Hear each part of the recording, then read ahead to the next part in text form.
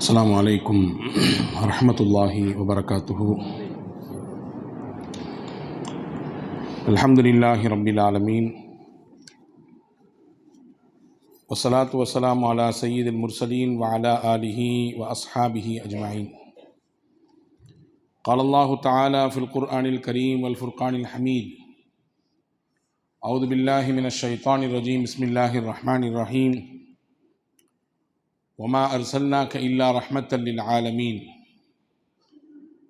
وقال نبينا محمد رسول الله صلى الله عليه وسلم: بعثت للناس كافة. اللهم صل على سيدنا محمد وعلى آل سيدنا محمد وأنزله المقعد المقرب عندك يوم القيامة. எல்லாம் வல்ல அல்லாஹுவின் திருப்பெயர் போற்றி புகழ்ந்து அன்னலம் பெருமானார் முஹம்மது ரசூலுல்லாஹி ஸல்லல்லாஹு அலைஹி வஸல்லம் அவர்கள் மீது சலாத்தையும் சலாமையும் கூறி, அன்னாரை பின்பற்றிய சத்திய சஹாபாக்கள், நல்லோர்கள், சுகதாக்கள், சாலிஹின்கள், குறிப்பாக இந்த ஜும்மாவின் அவைக்கு வருகை தந்திருக்கிற நம் எல்லோரின் மீதும் எல்லாம் வல்ல அல்லாஹுவின் அன்பும் அருளும் என்றும் நிறைவாக வந்து சேரட்டுமாக. நம்முடைய பாவங்களை அல்லாஹ் மன்னித்து அவனுடைய திருப்பொருத்தத்திற்குரிய நன்மக்கள் கூட்டத்திலே நம்மை எப்பொழுதும் சேர்த்து கொள்வானாக. ஆரோக்கியத்தை நிறைவாக தந்து அந்த ஆரோக்கியமான வாழ்விலே அவனை நின்று வணங்கி வழிபட்டு அதில் இன்பம் காணக்கூடிய நல்ல தௌஃபீக்கை அல்லாஹ் நமக்கு நசீவாக்குவானாக. உலகை விட்டு நம் மூச்சடங்கும் நேரம் லா இலாஹ இல்லல்லாஹ் முஹம்மது ரசூலுல்லாஹ் என்ற கலிமாவோடு நம்முடைய ரூஹுகளை அல்லாஹ் கைப்பற்றுவானாக. நாளை மறுமையிலும் சாலிஹின்கள், சித்தீக்கின்கள், சுகதாக்கள், நபிமார்கள், இறைநேசர் கூட்டத்திலே நம்மையும் நம்மை பெற்றவர்கள், நமக்கு கல்வி தந்தவர்கள், நம் முன்னேற்றத்திற்கு காரணமாக அத்துணை மக்களையும் வல்ல ரஹ்மான் ஜன்னத்துல் ஃபிர்தௌஸிலே ஒன்றிணைத்து அருள் புரிவானாக. ஆமீன் யா ரப்பல் ஆலமீன். கண்ணியத்திற்கும் மிகுந்த மரியாதைக்கும் உரிய சகோதரர்களே, பாசத்திற்குரிய மூமினீன்களே, புனிதம் நிறைந்த இந்த வெள்ளிக்கிழமை இந்த ஆண்டு இறை தூதர் முஹம்மது ரசூலுல்லாஹி ஸல்லல்லாஹு அலைஹி வஸல்லம் அன்னவர்களுடைய பிறந்த நாளாக ரபியுல் அவ்வல் பிறை 12ஆக நமக்கு அமையப்பட்டிருக்கிறது. நபிகள் நாயகம் ஸல்லல்லாஹு அலைஹி வஸல்லம் அன்னவர்கள் ஒரு வரலாற்று தலைவர். மற்ற தலைவர்களை போன்றல்லாமல் பெருமானார் ஸல்லல்லாஹு அலைஹி வஸல்லம் அவர்களுடைய வாழ்க்கையின் எல்லா பக்கங்களும் பதிவு செய்யப்பட்டு பாதுகாக்கப்பட்டு உலக அழிவு நாள் வரை வரக்கூடிய மக்களால் பின்பற்றக்கூடிய விதத்திலே வல்ல அல்லாஹ் அதை அமைத்து கொடுத்தான். நபிகள் நாயகத்தின் அங்க அசைவுகள் கூட, இன்னும் சொல்லப்போனால் பெருமானார் ஸல்லல்லாஹு அலைஹி வஸல்லம் அவர்களுடைய ரோமங்களில் எத்தனை ரோமங்கள் வெள்ளைப்பட்டது என்பது உட்பட, நபிகள் நாயகம் சிரித்த தருணங்கள் என்ன என்பது, நபிகள் நாயகத்தின் கண் கோபத்தால் எப்பொழுதெல்லாம் சிவந்தது என்பது, பெருமானார் எந்தெந்த பிள்ளைகளையெல்லாம் தொட்டு தூக்கினார்கள், எந்தெந்த பிள்ளைகளையெல்லாம் மடியில் தூக்கி வைத்து கொண்டார்கள் என்பது உட்பட சொல்லப்போனால் நபிகள் நாயகம் ஸல்லல்லாஹு அலைஹி வஸல்லம் தன்னுடைய அன்பான துணைவியார்களோடு எப்படி தன்னுடைய இல்லற வாழ்க்கையை அமைத்து கொண்டார்கள் என்பது உட்பட அனைத்தும் வரலாற்று தரவுகளாக, பதிவுகளாக, சான்றுகளாக இன்னைக்கும் திறந்த புத்தகமாய் நமக்கு காட்சி அளித்து கொண்டிருக்கிறது. உலகத்தில் எத்தனையோ தலைவர்கள் தங்கள் வாழ்வின் சில பக்கங்களை மறைத்து காட்டுகிறார்கள், சில பக்கங்கள் மட்டுமே திறந்திருக்கிறது. பொது வாழ்க்கைக்கு வந்ததுக்கு பின்னாடி தான் நான் சரியானேன், எனவே அங்கிருந்து தான் என்னுடைய வரலாற்றை தொடங்க முடியும், என்னுடைய சுயசரிதையை எழுத முடியும் என்று சொல்பவர்களுக்கு மத்தியிலே பிறந்தது முதல் இந்த உலகத்தை விட்டு பிரியும் வரை அத்தனையும் நபிகள் நாயகம் ஸல்லல்லாஹு அலைஹி வஸல்லமின் வாழ்க்கையின் ஒட்டுமொத்த வாழ்க்கையும் இந்த உலகத்திற்கான பாடமாக, வழிகாட்டுதலாக வல்ல அல்லாஹ் வைத்தான். 63 ஆண்டுகள் உலகத்தில் வாழ்ந்தார்கள். மொத்த வாழ்க்கையும் பரிசுத்தமான வாழ்க்கை. பெருமானார் ஸல்லல்லாஹு அலைஹி வஸல்லம் அன்னவர்கள் தன்னுடைய ரிசாலத் என்று சொல்லக்கூடிய தான் நபியாக அல்லாஹ்வினால் அறிவிக்கப்பட்டதற்கு பிறகு அந்த மலைக்குன்றுக்கு மேலே ஏறி மக்களிடத்திலே ஏகத்துவ பிரச்சாரத்தை செய்ய தொடங்கினார்கள். நான் யார் என்று உங்களுக்கு தெரியுமா என்று கேட்டார்கள். நான் சொன்னால் அதை நீங்கள் என்ன சொல்வீர்கள், ஏற்றுக்கொள்வீர்களா என்று கேட்டார்கள். நான் இப்பொழுது நிற்பது ஒரு மலை. இந்த மலைக்கு பின்னால் ஒரு பெருங்கொண்ட கூட்டம் உங்களை தாக்க துடித்து கொண்டிருக்கிறது, ஆயுதங்களோடு, கத்திகளோடு, கபடாக்களோடு நிற்கிறது என்று சொன்னால் நீங்கள் என்ன சொல்வீர்கள் என்று மக்களை பார்த்து அண்ணல் பெருமானார் ஸல்லல்லாஹு அலைஹி வஸல்லம் கேட்ட நேரத்திலே கூடியிருந்த ஒட்டுமொத்த மக்கத்து மக்கள் சொன்னார்கள், நீங்கள் சொன்னால் நாங்கள் ஏற்றுக்கொள்வோம். அதிலே எந்த ஆதாரத்தையும் கேட்க மாட்டோம், எந்த விதமான எதிர்வாதங்களும் செய்ய மாட்டோம், எந்த ஆட்சேபனைகளையும் முன்வைக்க மாட்டோம். காரணம், உங்கள் வாழ்க்கையில் நீங்கள் ஒரு தடவை கூட பொய் சொன்னதே கிடையாது.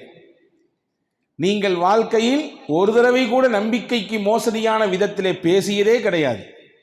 உங்கள் வாழ்க்கையில் ஒரு தடவைக்கு கூட வாக்கை மீறி நடந்ததாக ஒன்று கிடையாது. நம்பிக்கைக்குரியவர், உண்மைக்கு சொந்தக்காரர் என்று நாங்கள் தானே உங்களுக்கு பெயரை வைத்தோம், அல் அமீன் அஸ்ஸாதிக் என்று. எனவே நீங்கள் என்ன சொன்னாலும் ஏற்போம். நீங்கள் கவனிக்க வேண்டும், அல்லாஹ் உலகத்தில் அனுப்பிய ஒட்டுமொத்த நபிமார்களுக்கும் 40வது வயதில்தான் ரிசாலத் என்கின்ற நபித்துவத்தை தந்தான். கொஞ்சம் வித்தியாசமாக முகமது நபிக்கும் அப்படித்தான் தந்தான். நான் நபி என்பதற்கு அல்லாஹுவின் தூதர் ஆதாரத்தை அல்லாஹ்விடத்திலிருந்து எடுத்து வந்து காண்பிக்கவில்லை, அந்த மக்கள் வாயாலேயே சொல்ல வைத்தார்கள். நான் நபிதான் என்பதற்கு ஆதாரம் இதோ, நீங்கள் சொல்லுகிறீர்களே, என்னை பார்த்து உண்மையாளர், என்னை பார்த்து நம்பிக்கைக்குரியவர், பொய் சொன்னது கிடையாது, வாக்கு மீறியது கிடையாது, மோசடி செய்தது கிடையாது, இத்தனை ஆண்டு காலம் உங்களிடத்திலே நான் வாழ்ந்த இந்த பரிசுத்தமான வாழ்க்கைதான் நான் இறைவனின் தூதர் என்பதற்கான ஆதாரம். எனவே ஏற்றுக்கொள்ளுங்கள். அல்லாஹ் ஒருவன் தான், அவனுடைய இறை தூதர் நானே, அவனுடைய இறை தூதர் நானே. இந்த உலக வாழ்க்கை இத்தோடு முடியாது, மறுமை என்று ஒன்று உண்டு. உலகத்தில் வணங்குவதற்கு தகுதியானவன் அல்லாஹ் மட்டும்தான், அவனுக்கு இணை கற்பித்தல் கூடாது, அவனுக்கு இணை கற்பித்தல் கூடாது என்ற செய்தியை அழுத்தம் திருத்தமாக நபிகள் நாயகம் ஸல்லல்லாஹு அலைஹி வஸல்லம் அன்னவர்கள் சொன்ன பொழுது மக்காவின் மக்கள் அப்படியே கொஞ்ச நேரம் மதிமயங்கி நின்றார்கள். ஏன்னா எல்லாருடைய மனநிலையும் முகமது ரசூலுல்லாஹ் சொன்னவுடன் ஏற்றுக்கொள்ள வேண்டும் என்கின்ற நிலையில் இருந்துச்சு. ஆனால் அந்த நிசப்தத்தை கிழித்து கொண்டு ஒரு குரல் எழுந்தது. அதுதான் தீயவன் அபூஜஹலின் குரல். அவன்தான் முதலில் பேசினான். நபி பேசி அந்த நிசப்தத்தை உள்வாங்கிக் கொள்ள முடியாமல் துடிதுடித்து போன அபூ லஹப் பேசினான். தப்பன் லக்கையா முஹம்மத் அலிஹாதா ஜமாத்தனா, நாசம் உண்டாகட்டும் முகம்மதே, உனக்கு இதுக்கா எங்களை கூப்பிட்டாய்? என்ன இந்த தூதுத்துவத்தை, ஏதோ ஒரு செய்தி, உன்னை தவிர இறைவனுக்கு வேறு ஆளே கிடைக்கவில்லையா தூதராக அனுப்புவதற்கு என்று தன்னுடைய ஆட்சேபனையை கடுமையான சொல்லால் வெளிப்படுத்தினார். இந்த வார்த்தை வந்ததற்கு பிறகு கொஞ்ச நஞ்சம் மக்களுடைய மனதிலே இருந்த அந்த எண்ணம், நபிகள் நாயகத்திற்கு பின்னால் போய்விட வேண்டும் என்கின்ற அந்த தவிப்பு, அது கொஞ்சம் தாமதப்பட்டது, கொஞ்சம் தடைப்பட்டது. இதை பொறுத்து கொள்ள முடியாமல் தான் அல்லாவின் தூதரை அபூ லஹப் திட்டினான் என்பது மாத்திரமல்ல, இஸ்லாமிய வரலாற்றில் இப்படியும் ஒரு செய்தி எழுதுகிறார்கள். ரசூலுல்லாவின் தூதுத்துவம் அங்கே அப்பொழுதே நிறைவாகி இருக்கும். அந்த அளவிற்கு மக்கள் மத்தியிலே அங்கீகாரத்தை முகமது ரசூலுல்லாஹ் பெற்றிருந்தார்கள். ஹிஜ்ரத் என்ற ஒரு வரலாற்று சிறப்புமிக்க நிகழ்வே நடந்திருக்காமல் இருக்கலாம், அந்த மக்கள் அப்பொழுது மொத்தமாக ஏற்றிருப்பார்கள். அந்த அளவிற்கு தயார் நிலையில் இருந்தார்கள். ஆனால் அபூ லஹப் செய்த இந்த சேட்டை, அவன் வாயிலிருந்து விட்ட வார்த்தை, அதுதான் மக்களை கொஞ்சம் தாமதிக்க வைத்து விட்டது, கொஞ்சம் கவனத்தை சிதறடித்து விட்டது. நான் எதற்கு இதை சொல்லுகிறேன் என்றால், முகமது ரசூலுல்லாஹ் தூதுத்துவத்தை துவங்கியதே தன் வாழ்க்கையின் பரிசுத்தமான நிலையை வைத்துத்தான். பரிசுத்தமான வாழ்க்கைக்கு சொந்தக்காரர் எம்பெருமானார் ஸல்லல்லாஹு அலைஹி வஸல்லம். அல்லாஹ் தான் யார் என்பதை நபியை வைத்து சொல்லுகிறான். குல், நபியை நீங்கள் சொல்லுங்கள், ஹுவல்லாஹு அஹத், அவனே ஒருவன், அவனே அல்லாஹ். அல்லாஹு ஸமத், அல்லாஹ் யார், தேவையற்றவன். லம் யலித் வலம் யூலத், அவன் யாரையும் பெறவும் இல்லை, அவன் பிறரால் பெறப்படவும் இல்லை. அவனுக்கு பிள்ளைகளும் கிடையாது, அவன் யாருடைய பிள்ளைகளும் இல்லை. வலம் யகுல் லஹு குஃபுவன் அஹத், அவனுக்கு ஈடு இணையாக உலகத்தில் யாருமே இல்லை என்ற இந்த 5 ஏகத்துவ முக்கியமான இந்த 5 செய்திகளை அல்லாஹ் நபியை வைத்து சொன்னான். ஆனால் அல்லாஹ் நபி யார் என்பதை பற்றி அவனே சொல்லுகிறான். தான் யார் என்பதை நபியை வைத்து சொன்ன அல்லாஹ் நபி யார் என்பதை தானே முன்வந்து சொல்லுகிறான். நீங்கள் புரிந்து கொள்ளுங்கள். ஃபஅலமு, அன்பு மக்களே நீங்கள் எல்லாம் புரிந்து கொள்ளுங்கள். யார் தெரியுமா? முஹம்மது அவர்கள், முஹம்மதுர் ரசூலுல்லாஹ் அவர்கள் அல்லாஹ்வின் தூதர். வல்லதீன மாஹு அஷித்தா என்று துவங்கக்கூடிய ஒரு நீண்ட பெரிய வசனம், சூரத்துல் ஃபத்ஹினுடைய கடைசி வசனம். அதை விலாவரியாக அவர்களை பற்றி விரிவாக பேசிவிட்டு அவர்களோடு வாழக்கூடிய சஹாபாக்களின் தன்மைகள் என்ன என்பதை குறித்து அல்லாஹ் விரிவாக பேசுகிறான். ஆக முஹம்மது ரசூலுல்லாவின் வாழ்க்கையின் மொத்தமும் பரிசுத்தம். உலகத்தில் எத்தனையோ தலைவர்கள் முஹம்மது ரசூலுல்லாவை அப்படியே வைத்தக்கண் வாங்காமல் இன்று வரை பார்க்கிறார்கள், பேசுகிறார்கள். கடந்த 15 நூற்றாண்டுகள் நபிகள் நாயகம் வாழ்ந்து இந்த உலகத்தை விட்டு அவர்கள் மறைந்து கிட்டத்தட்ட 15 நூற்றாண்டுகள் ஆகிவிட்டது. இந்த 15 நூற்றாண்டுகளும் உலக மொத்தத்திலும் பேசு பொருளாக, மையப்பொருளாக முஹம்மது ரசூலுல்லா தான் இருக்கிறார்கள். எங்கே திரும்பினாலும் தீர்வை தேடி முஹம்மது ரசூலுல்லாவின் வாழ்க்கைக்குத்தான் வர வேண்டியிருக்கிறது. எந்த கஷ்டமானாலும், என்ன நெருக்கடியானாலும் இதிலே நாயகத்தின் வழிகாட்டுதல் என்ன என்பதை தான் கேட்க வர வேண்டியது இருக்கிறது. நவீன காலம் என்று நாம் எதை சொல்லிக் கொள்கிறோமோ, தொழில்நுட்பங்கள் மிகுதியாக வளர்ந்திருக்கக்கூடிய காலம் என்று எதை சொல்கிறோமோ, இந்த தொழில்நுட்பத்தின் வளர்ச்சியிலும் தூதர் நபி ஸல்லல்லாஹு அலைஹி வஸல்லம் தான் உலகத்திற்கான வழிகாட்டி. தி 100 என்ற ஒரு புத்தகத்தை ஒரு யூத அறிஞர் மைக்கேல் ஹெச் ஹார்ட் என்பவர் எழுதினார். உலகத்தில் ஆளுமை செலுத்திய 100 பெரும் தலைவர்கள் என்று அந்த புத்தகத்திற்கு பெயர் வைத்தார். அந்த 100 பெரும் தலைவர்களை அந்த புத்தகத்திலே பட்டியலிட்டார். உலகத்திலே அதிலே அறிவாளிகள் இருந்தார்கள், விஞ்ஞானிகள் இருந்தார்கள், துறை சார்ந்த வல்லுநர்கள் இருந்தார்கள், சமய தலைவர்கள் இருந்தார்கள். அதே போன்று பொருளாதாரத்திலே ரொம்ப பெரிய முன்னிலையை பெற்ற, கடைநிலையிலிருந்து உயர்நிலைக்கு சென்ற நல்ல பொருளாதாரத்தினுடைய அறிஞர்கள் இருந்தார்கள். இவர்களிலெல்லாம் முதல் இடத்தை முஹம்மது ரசூலுல்லாவிற்கு கொடுத்தார். அவரே சொல்கிறார், நான் இந்த புத்தகத்தில் முதல் இடத்தில் முஹம்மது ரசூலுல்லாவை வைத்ததினாலே பல்வேறு விதமான விமர்சனங்களை நான் சந்தித்தேன். நீங்க போய் எப்படி முஹம்மதிற்கு முதலிடம் கொடுக்கலாம் என்றெல்லாம் என்னிடத்தில் கேட்டார்கள். நான் எல்லாருக்கும் ஒரு பதில் சொல்கிறேன். 2 பாதையிலும் சமமாக பயணித்து அதிலே சரியான வெற்றியையும் கண்ட உலகத் தலைவர்களில் ஒரே ஒரு நபர் யார் என்றால் முஹம்மது ரசூலுல்லாஹ் மட்டும்தான். சமய வாழ்க்கையிலும் அவர் வெற்றி பெற்றார், சமூக வாழ்க்கையிலும் அவர் வெற்றி பெற்றார். எத்தனையோ நபர்கள் பொது வாழ்க்கைக்கு வந்ததற்கு பிறகு தனிப்பட்ட வாழ்க்கையின் விஷயங்கள் கொஞ்சம் முன்னே பின்னே மாறிவிடும். தனிப்பட்ட வாழ்க்கையை கவனிக்கக்கூடிய பலர் பொது வாழ்க்கையில் மிளிராமல், அங்கீகாரம் பெறாமல் போய்விட முடியும். பொது வாழ்க்கையிலே சிறப்பான அங்கீகாரத்தை பெற்றவர் குடும்பத்திலே மிகப்பெரிய பள்ளத்திற்கு போகக்கூடிய நிலையிலே அவர் ஆகிவிடலாம்.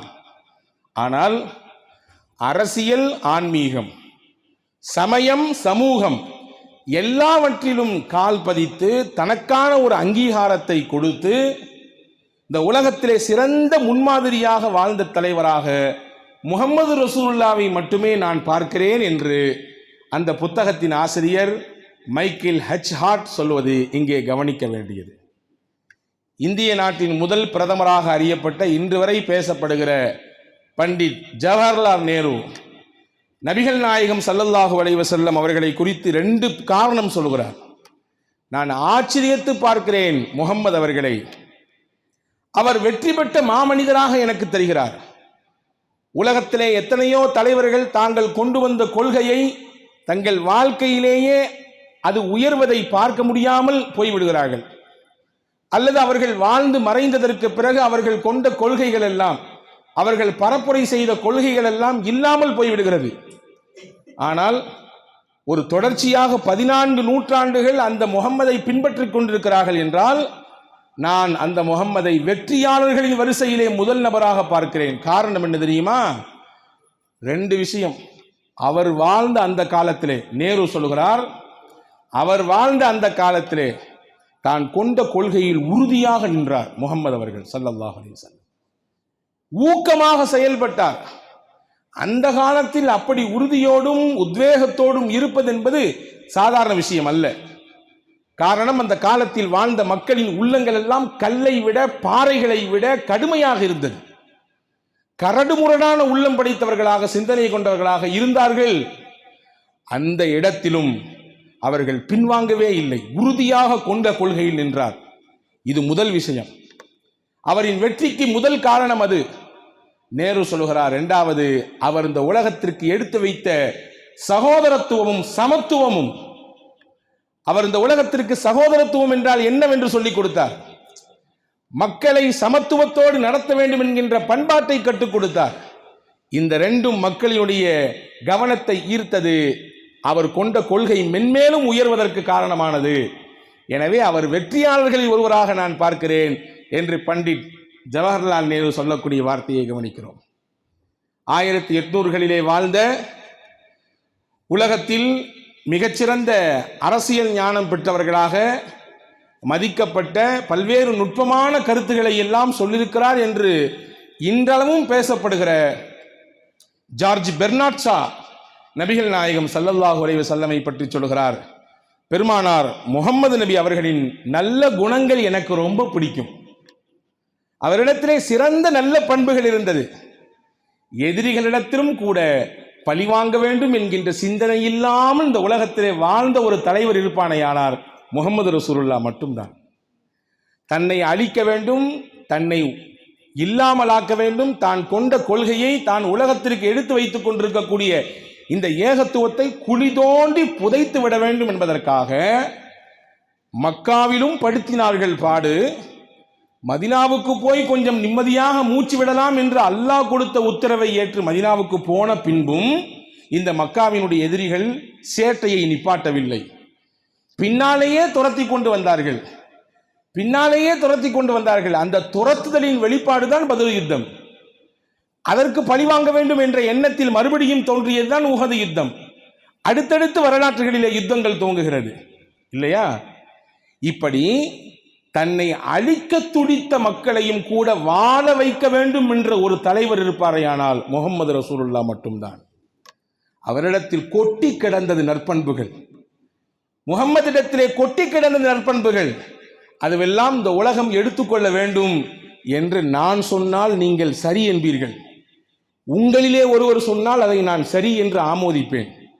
ஜார்ஜ் பெர்னார்ட் ஷா என்று சொல்லக்கூடிய உலகத்தின் தத்துவங்களை எல்லாம் சொன்ன மிகச்சிறந்த அரசியல் புரிதல் உள்ள ஒரு மாற்று சமயத்தை சேர்ந்த அறிஞர் பெருமகனார் சொல்லுகிறார் என்றால் முகமது ரசூலுல்லாவின் வாழ்க்கை எவ்வளவு மேன்மையானது. அவர் சொல்லி முடிக்கிறார், இவருடைய இந்த நற்பண்புகளாலும் இவரிடத்தில் இருந்த உயர்ந்த தன்மைகளாலும் இன்னும் இன்னும் இந்த சத்திய இஸ்லாம் உலக மக்களால் அங்கீகாரம் பெறப்பட்டு கொண்டே இருக்கும். இன்னும் இன்னும் இந்த இஸ்லாத்தை நோக்கி மக்கள் நகர்ந்து வந்து கொண்டே இருப்பார்கள். இந்த பிரிட்டனும், அவர் வாழ்ந்து மறைந்தது பிரிட்டனிலே, இந்த பிரிட்டனும் கூடிய விரைவில் மொத்தமாக இஸ்லாத்தை பின்பற்றக்கூடிய நிலைக்கு தள்ளப்படும். அந்த காலம் வெகு தூரம் இல்லை என்று ஜார்ஜ் பெர்னார்ட் ஷா சொன்ன செய்தி இன்னைக்கும் வரலாற்றில் பதிவாக இருக்கிறது. அன்பான சகோதரர்களே, முகமது ரசூலுல்லாவின் வாழ்க்கை ஆக பரிசுத்தமானது. அந்த நபியை நாம் தலைவராக பெறப்பட்டிருக்கிறோம் என்றால் உள்ளபடியே பாக்கியமானவர்கள் நாமே.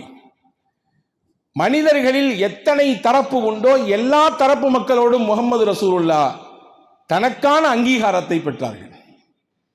குழந்தைகளிடத்திலே நபிகள் நடந்து கொண்ட விதம் என்ன, பெண்களிடத்தில் பெருமானார் நடந்து கொண்ட பண்புகள் என்ன, சமூகத்தில் கடைநிலையில் இருந்த அடிமைகளாக ஒதுக்கி வைக்கப்பட்ட மக்களிடத்திலே பெருமானார் எப்படி நடந்து கொண்டார்கள்?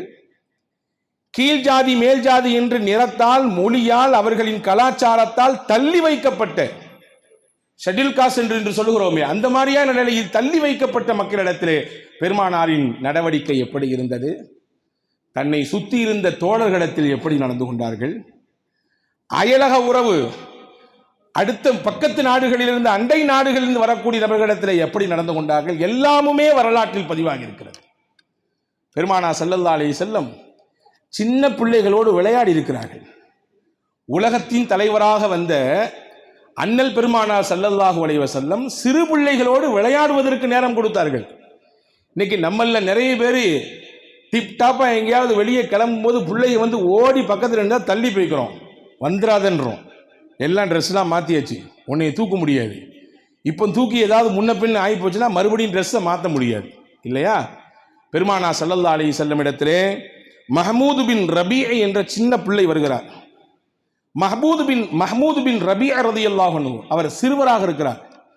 ஸல்லல்லாஹு அலைஹி வஸல்லம் பொதுவாகவே சின்ன பிள்ளைகளை பார்த்து விட்டால் அப்படியே கொஞ்சுவார்கள், சிறுவராகவே மாறி போய்விடுவார்கள். அவர்களின் முகம் அப்படியே சின்ன பிள்ளைகளையும் கூட கவர்ந்து இழுக்கும். ரசூலுல்லாஹ் என்ன செஞ்சாங்க? அந்த பிள்ளையை கூட்டி தூக்கிட்டு அந்த பிள்ளை தண்ணீரை பார்த்தவுடன் விளையாட துவங்கியது. பிள்ளைங்க பொதுவாகவே தண்ணீரில் விளையாட தான் செய்யும் அதிகமாட்டு. தண்ணீரில் விளையாட துவங்கியவுடன் அந்த பிள்ளை ஒரு கைப்பிடி, ஒரு சிரங்கை எடுத்து வாயில் வைத்து தண்ணீரை வைத்து அப்படியே புஷ் என்று கொப்பளிக்கிறது. பெருமானார் ஸல்லல்லாஹு அலைஹி வஸல்லம் அதே மாதிரி தண்ணி எடுத்து வாயில வச்சுட்டு அந்த பிள்ளைக்கு பக்கத்தில் கொப்பளிச்சு விளையாடுறாங்க. இப்படியே கொஞ்ச நேரம் ரசூல் ஸல்லல்லாஹு அலைஹி வஸல்லம் மஹ்மூது பின் ரபீ இடத்திலே விளையாடி கொண்டே இருந்தார்கள். இதை நாங்கள் பார்த்தோம் என்று சஹாபா பெருமக்கள் சொல்வதை நாம் பார்க்கிறோம். ஒரு சர்வதேச தலைவர் தன் அவைக்கு வந்த ஒரு சிறு குழந்தை இடத்திலே குழந்தையாக மாறி விளையாடி கொண்டிருக்கிறார் என்றால் நபிகள் நாயகம் குழந்தைகளோடும் எப்படி இருந்தார்கள் என்பதற்கு இது உதாரணம். பள்ளிவாசலில் இமாம் நபிகள் தான், அவர்கள்தான் தொலை வைப்பார்கள், எல்லாம் பின்னால் நின்று தொழுவார்கள். ஒரு நாள் தெரியவில்லை, சஜிதாவில் நீண்ட நேரம் சஜிதா செய்துவிட்டால் குறிப்பிட்ட எண்ணிக்கையில் அதற்குரிய அந்த தஸ்பீகளை முடித்துவிட்டு தலையை உயர்த்தி விடுவார்கள். ஆனா அன்னைக்கு நீண்ட நேரம் சஜிதா. எந்த அளவுக்குன்னா சஹாபாக்கள் சொல்றாங்க, நாங்க பயந்துட்டோம். எப்படி பயந்தோம்? ரசூலுல்லாவுக்கு அல்லாஹ் சஜிதாவில் வைத்தே ரூஹை எடுத்து விட்டானோ, நபிகள் பிரிந்து விட்டார்களோ என்று பயந்து விட்டோம். அடுத்து கொஞ்ச நேரத்துக்கு பின்னாடி தலையை உயர்த்தினாங்க. தொழுகெல்லாம் முடிஞ்ச பின்னாடி நாங்கள் நபிகிட்ட கேட்டோம், யார் ரசூலல்லாஹ், இன்னைக்கு என்ன இவ்வளவு நேரம் இந்த சஜிதாவில், ஏன் இவ்வளவு லாங்கா ரொம்ப நீளமா அந்த சஜிதாவை அமைச்சிட்டீங்களே, என்ன காரணம்? சில நேரங்களில் கியாம் நிற்குதல் கூடும், அதிகப்படியான வசனங்கள் ஓதுவீர்கள், அதை நாங்கள் அனுபவித்திருக்கிறோம். ஆனா இன்னைக்கு இவ்வளவு நேரம் சஜிதாவில் இருந்ததற்கு என்ன காரணம்?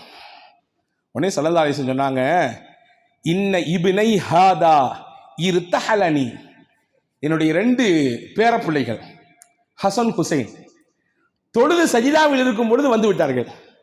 சஜிதால இருந்த என் மேலே ஏறி உட்கார்ந்துக்கிட்டாங்க. யானைக்கு மேலே யானை போடுவதை போன்று குனிந்து நின்று கொண்டால் பிள்ளைகள் ஏறி சவாரி செய்வார்கள். நீங்க பார்க்கறதா பார்த்தா தெரியுது, அதெல்லாம் 1900களில், இப்பெல்லாம் அப்படிலாம் கிடையாது அப்படிங்கிறீங்களா? அப்படியெல்லாம் விளையாண்ட தகப்பன்மார்கள் உண்டு, அப்படியெல்லாம் விளையாண்ட அண்ணன்மார்கள் உண்டு. ரசூலுல்லாஹ் சஜிதாவில் இருக்கிறார்கள், பிள்ளைகள் 2 பேரும் ஏறி மேலே உட்கார்ந்துக்கிட்டாங்க. ரசூலுல்லாஹ் சொன்னாங்க, ஃபகரிஹ்து அன் உஅஜ்ஜிலஹு, ஹதீஸ்ல இப்படியே வருகிறது, நான் தொழுகையில் இருக்கிறேன், அல்லாஹ்வை நினைவு கூறக்கூடிய இடம் தொழுகை, என் பிள்ளைங்க ஏறி உட்கார்ந்து சந்தோஷமா விளையாண்டுட்டு இருக்காங்க என் மேல, எனக்கு கஷ்டமா இருந்துச்சு, அவங்க சந்தோஷத்தை இடையிலேயே முடிச்சிடக்கூடாதுன்னு ஆசைப்பட்டேன், கொஞ்ச நேரம் விளையாட்டும், அதுக்கெல்லாம் இறங்கி போகும்போது இறங்கி போய்க்கட்டும் என்று விரும்பினேன் என்று சொன்னார்கள் ஹஜ்ரத் ரசூலுல்லாஹி ஸல்லல்லாஹு அலைஹி வஸல்லம். குழந்தைகளோடு பெருமானார் ஸல்லல்லாஹு அலைஹி வஸல்லம் எப்படி இருந்திருக்கிறார்கள்? பெருமானார் ஸல்லல்லாஹு அலைஹி வஸல்லம் பிற்படுத்தப்பட்ட மக்களோடு நடந்து கொண்ட விதம் என்ன? நிறைய ஹதீஸ் இருக்கிறது. ஜாஹிர் பின் ஹராம் என்று ஒரு ஏழை தோழர் இருந்தார், கிராமத்திலிருந்து வருவார், நிறத்தால் அவர் கருப்பு, நிறத்தில் மட்டும்தான் அவர் கருப்பு, உள்ளத்தால் பாலை விட வெண்மையான உள்ளம் கொண்டவர். எது செய்தாலும் முதலில் கொண்டு வந்து நபியிடத்திலே கொடுப்பார். வீட்டில் தோட்டத்தில் விளைந்த காய்கறிகளை எல்லாம் முதலில் அறுவடை செய்து ரசூலுல்லாவுக்கு தான் கொடுப்பார். அப்படி ஒரு நாள் வந்தார், வீட்டில் நபி இல்லை, அம்மா ஆயிஷாவிடத்திலே கொடுத்து விட்டு போய்விட்டார். ரசூலுல்லா வந்த உடனே சொன்னாங்க, அம்மா இந்த மாதிரி ஜாகிர் உங்களுக்கு கிஃப்ட் கொடுத்துட்டு இருக்காரு. கலட்டின செருப்பை மறுபடியும் மாட்டிட்டு போயிட்டாங்க. எங்க போனாங்க? கடை வீதிக்கு போனாங்க. அவர் கடை வீதியிலே கூவி கூவி அங்கே இருக்கக்கூடிய அந்த ஓரஞ்சார நடைமேடைகள் இருக்குமல்லவா, அந்த மாதிரி ஓரஞ்சாரங்கள் நின்று விற்பனை செய்யக்கூடியவர். அப்படி கையை உயர்த்தி வச்சு விற்பனை செஞ்சுட்டு இருந்தார். ரசூலுல்லா பின்னாடி ஓடி போய் அவருடைய 2 அக்கிளுக்கும் இடையில் கையை விட்டு கண்ணை பொத்தி ஒரு தூக்கி விட்டார்கள்.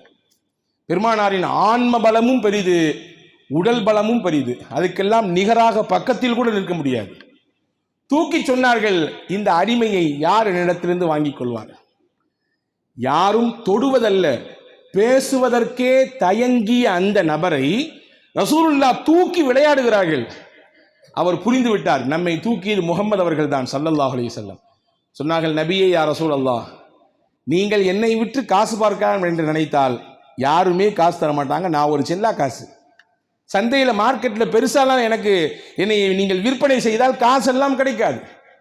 ரசூலுல்லாஹ் சொன்னார்கள், லஸ்த இந்தல்லாஹி காசிதா ஜாகிர், உங்களை மக்கள் ஒதுக்கி வைக்கிறாங்க, எதிலையுமே முன்னிலைப்படுத்தப்படுறதில்லை. உங்க நிறத்தால் நீங்கள் விலை மதிப்பற்றவர்கள் என்று நீங்க நினைக்கிறீங்க, ஆனா உங்கள் உள்ளத்தின் எண்ணத்தால் அல்லாஹ்விடத்திலே நீங்கள் உயர்ந்தவர்கள். பெருமானார் ஸல்லல்லாஹு அலைஹி வஸல்லம் சொன்னார்கள். அப்போ பிற்படுத்தப்பட்ட மக்களாக உலகம் யாரை வைத்திருந்ததோ அவர்களோடு ரசூலுல்லாஹி ஸல்லல்லாஹு அலைஹி வஸல்லம் நடந்து கொண்ட விதத்தை பார்க்கிறோம். அடிமையாக இருந்த பிலால் ரலியல்லாஹு அழைத்து முதலில் பாங்கோசை அவரை வைத்து தான் பெருமானார் ஸல்லல்லாஹு அலைஹி வஸல்லம் சொல்ல சொன்னார்கள், இல்லையா? காபாவிற்கு மேலே ஏறி நின்று சொல்ல சொன்னார்கள். காபா என்பது இன்று வரை உலகத்திலே முஸ்லிம்களாக வாழுகிற ஒட்டுமொத்த மக்களின் ஒரு இருதயமாக, மையமாக இருக்கக்கூடிய இடம். அதை சுத்துகிறோம், அதற்கு எதிராக நின்று துவா செய்கிறோம், அதைதான் நாம் கிபிலாவாக வைத்து முன்னோக்கி தொழுகிறோம். உலகத்தில் எங்க இருந்தாலும் எல்லாத்துக்கும் கிபிலா எதுன்னு கேட்டா மேக்கன்னு சொல்லக்கூடாது. நமக்கு கிபிலா காபா. நாம் இருக்கும் இடத்திலிருந்து திசை நோக்கி பார்த்தால் மேற்கு திசையிலிருந்து அப்படியே போகிறது அந்த காபாவின் அந்த இடம். அந்த காபாவின் மீது ஏறி பாங்கு கொடுங்கள் என்றார்கள் பெருமானார் ஸல்லல்லாஹு அலைஹி வஸல்லம். உலகத்தில் அடிமையாக இருந்து பல்வேறு சித்திரவதைகளை அனுபவித்த பிலால் ரலியல்லாஹுக்கு ரசூலுல்லாஹ் கொடுத்த அங்கீகாரம். மௌத் உரையை பக்கத்தில் தான் வச்சிருந்தாங்க. பிலால் ரலியல்லாஹை தூரத்தைப்படுத்தினாங்களா? எல்லா நேரமும் பக்கத்தில் நிற்பார்கள். எப்பொழுதெல்லாம் பாங்குண்டோ அப்பொழுது பிலால் தான் சொல்லுவார். ஊரில் இருந்தாலும் வெளியூருக்கு போனாலும் இகாமத் ஹஜ்ரத் பிலால் தான். இன்னைக்கு ஒவ்வொரு பள்ளிவாசலிலும் பாங்கு கொடுக்கக்கூடியவருக்கு தனித்தனியாக பெயர் இருக்கும். ஏதோ ஒரு பெயர் வைத்திருப்பார்கள், அவருடைய அப்பாவோ அம்மா, இல்லையா? அது அப்துல் காதராக இருக்கலாம், அல்லது முகம்மதாக இருக்கலாம், அல்லது சிக்கந்தராக இருக்கலாம், ஏதோ ஒன்றாக இருக்கும், வைத்துக் கொள்ளுங்கள். ஆனால் அந்த மஹல்லா அவரை ஒரு பெயர், பொது பெயரை கொண்டு அழைக்கும். அதுதான் பிலால். பிலால் என்பது யாருடைய பெயர்? பிலால் இப்னு ரபாஹாவின் பெயர். முதலில் பாங்கு கொடுத்தார். அவருடைய இயற்பெயர் பிலால். உலகத்தில் யாரெல்லாம் பாங்கு கொடுக்கிறார்களோ அவர்கள் மொத்தத்திற்குமான காமனான பெயர் என்னவென்றால் பிலால். ரசூலுல்லாஹ் கொடுத்த அங்கீகாரம். ஒரு நாள் கேட்டாங்க பிலால் ரலியல்லாஹு அன்ஹு, ரசூலுல்லாஹ் எப்பொழுதுமே என் கூட இருக்கீங்களா பிலால், உங்களுக்கு ஏதாவது செய்யணும்னு ஆசைப்படுறேன், வேணுமா கேளுங்கன்னு கேட்டாங்க. என்ன உங்களுக்கு விருப்பமோ அதை கேளுங்கன்னாங்க. நம்மிடத்தில் இந்த கேள்வி வைத்திருந்தால் நாம் ஒவ்வொன்றாக யோசித்திருப்போம், அல்லது ஒரு நீண்ட பெரிய பட்டியலை போட்டிருப்போம். பிலால் இப்னு ரபாஹா ரலியல்லாஹு அன்ஹு நாயகத்தின் நெருக்கத்தை பெற்று அதிலே இன்பத்தை சுவைத்தவர்கள், அதனுடைய பரக்கத்துகளை பார்த்தவர்கள். உடனே சொன்னாங்க பிலால் ரலியல்லாஹு அன்ஹு, அல்லாஹ்வின் இறை தூதரவர்களே, உங்களோடு நான் வாழ்ந்து விட்டேன், உங்களுக்கு பக்கத்திலேயே இருந்து விட்டேன், இந்த சுகத்திலிருந்து என்னால் விடுபட முடியாது, நான் இறந்து விட்டாலும் உங்களுக்கு பக்கத்திலேயே இருக்க வேண்டும். உலகத்தை விட்டு நான் பிரிந்து விட்டாலும் உங்களுக்கு பக்கத்திலேயே இருக்க வேண்டும், அது மட்டும் போதும், அது மட்டும் எனக்கு வாங்கி தாருங்கள். ஸல்லல்லாஹு அலைஹி வஸல்லம் அல்லாஹ்விடத்தில் துஆ செய்தார்கள். அல்லாஹும் அதை ஏற்றுக்கொண்டான். வரலாற்றில் எழுதுகிறார்கள், பெருமானார் ஸல்லல்லாஹு அலைஹி வஸல்லம் ஒரு நாள் கேட்டாங்க, நான் கனவு கண்டேன் பிலால், சொர்க்கத்திற்குள்ளே செல்வதாக கனவை பார்த்தேன் பிலால், ஆனால் அந்த சொர்க்கத்துக்குள் நுழையும் பொழுது நீங்கள் நடக்கும் செருப்பின் சத்தம் எனக்கு சொர்க்கத்தில் கேட்டது. நீங்க உள்ள நடமாடிட்டு இருக்கீங்க, எப்படி பிலால் என்று கேட்டார்கள். யா ரசூலல்லாஹ், நீங்க கொடுத்த துவா தான், நீங்க செஞ்ச துவா தான். எப்பொழுதெல்லாம் நான் ஒது செய்வோனோ அந்த ஒதுவுக்கு பிறகு 2 ரக்காய் தொழுது விடுவேன். அந்த பரக்கத்து ஒன்று என்றால் இன்னும் பெரிய பரக்கத்து உங்களுடைய துவா தான். அன்பர்களே, அடிமை என்று ஒதுக்கி வைக்கப்பட்ட பிலால் ரலியல்லாஹுவிற்கு பெருமானார் கொடுத்த அங்கீகாரம் உலகத்தில் இறைவனை நோக்கி வரக்கூடிய அந்த இறையடியார்களை அழைக்கும் அலைப்போசையை கொடுக்க சொன்னார்கள். உங்கள் தொடர்பு எனக்கு உலகத்தில் முடிந்து போகாது, சொர்க்கம் வரை நீண்டு பெரும் தொடராக வந்து கொண்டே இருக்கும் என்று உலகத்திற்கு காண்பித்து கொடுத்தார்கள். பெண்களோடு பெருமானார் ஸல்லல்லாஹு அலைஹி வஸல்லம் எப்படி நடந்துக்கிட்டாங்க? பெண்களோடு பெருமானார் ஸல்லல்லாஹு அலைஹி வஸல்லமின் நடவடிக்கை எப்படியாக இருந்தது? குறிப்பாக குடும்பத்து பெண்களோடு. இன்னைக்கு நிறைய பொது வாழ்க்கையில் இருக்கக்கூடிய நிலையெல்லாம் பார்த்தால் குடும்ப வாழ்க்கை கொஞ்சம் முன்னும் பின்னும் மேலும் கீழும் தடமாறி போய் இருப்பதை பார்க்கிறோம். உலகத்தை எத்தனையோ பேர் பொது வாழ்க்கையில் வந்த பின்னாடி அல்லது வேற ஏதாவது விஷயங்களுக்கு உள்ளே நுழைந்ததற்கு பிறகு குடும்பம் தலைகீழாக மாறிவிடுகிறது. பெருமானார் ஸல்லல்லாஹு அலைஹி வஸல்லம் பொது வாழ்க்கையிலும் ஜெயித்தார்கள், குடும்ப வாழ்க்கையிலும் ஜெயித்தார்கள். உங்களில் ஆகச் சிறந்தவர் யார் என்றால் உங்கள் மனைவிமார்களிடத்திலே சிறந்தவர் என்கின்ற நற்பெயரை பெறுபவர்தான் சொன்னார்கள். தன் வாழ்க்கையிலே அதை செயல்படுத்தியும் காண்பித்தார்கள். ரசூலுல்லாஹ் சொன்னாங்க, என் மனைவிமார்கள் எல்லோரிடத்திலும் நான் சிறந்தவன் என்கின்ற பெயரை பெற்றுவிட்டேன். உங்களிலே யார் தெரியுமா குடும்பத்திற்கு நெருக்கடியானவர்? கேள்வி கேட்டார்கள். ரசூலுல்லாஹ்ட்ட சஹாபாக்கள் கேட்டாங்க, யார் ரசூலுல்லாஹ், எப்படி ஒருத்தர் குடும்பத்துக்கு நெருக்கடியானவர் ஆகுவார்? ஏன்னா அவர் உழைக்கிறது, சம்பாதிக்கிறது, கண்முழிக்கிறது, கடல் கடக்கிறது எல்லாமே குடும்பத்துக்காண்டி தானே. எப்படி ஒருத்தர் குடும்பத்துக்கு நெருக்கடி உள்ளவராக ஆகுவார்? பெருமானார் சொன்னார்கள், நான் பின்னால் சொல்லக்கூடிய சில பண்புகள் அவரிடத்தில் இருந்தால் அவர்தான் நெருக்கடியானவர். அல்லய்யிகு அலா அஹ்லிஹி. என்ன பண்பு? இதா தகல பைத்தஹு ஹஷஅத் இம்ராத்துஹு வ ஹருப அவுலாதுஹு. வீட்டுக்குள்ள வந்துட்டா, ஐயோ அத்தா வந்துட்டாரா, சத்தம் போடக்கூடாது, மூச்சு எல்லாம் கப்பு ஜிப்புன்னு ஆயிடுவாங்க, பேசக்கூட மாட்டாங்க. அவருடைய மனைவி சிரித்து கொண்டிருந்தால் அப்படியே சிரிப்பெல்லாம் அடங்கிவிடும். என்னமோ ஒரு 1/2 கிலோ இஞ்சியை போட்டு வாயில சவச்சிக்கிட்டு இருக்க மாதிரியே வீட்டுக்குள்ள வருவார். வீட்டில் வந்தால் கூட சிரிக்க மாட்டார், யார்கிட்டையும் பேச மாட்டார். இந்த மாதிரியான நிலைப்பாட்டில் தான் இருப்பார். நான் வீட்டுக்குள்ளே வந்தால் ஒரு அச்சமும் பயமும் இருக்க வேண்டும் என்று அவர் ஒரு தப்பான சிந்தனையை வைத்துக்கொண்டு அதுதான் என் குடும்பத்தை நான் கண்ட்ரோலில் வைத்திருக்கிறேன் என்பதற்கு அடையாளம் என்று நினைத்து கொண்டிருப்பார். ஆனால் அது அவர்களுடைய புரிதலில் ஏற்பட்ட தவறு. ரசூலுல்லாஹ் சொன்னாங்க, இதா ஹரஜ, ஊட்ட விட்டு வெளியே போயிட்டாருன்னா, அவர் வேலைக்கு கிளம்பிட்டார்னா தொலைத்த சிரிப்பு மனைவிக்கு அப்பதான் வரும்.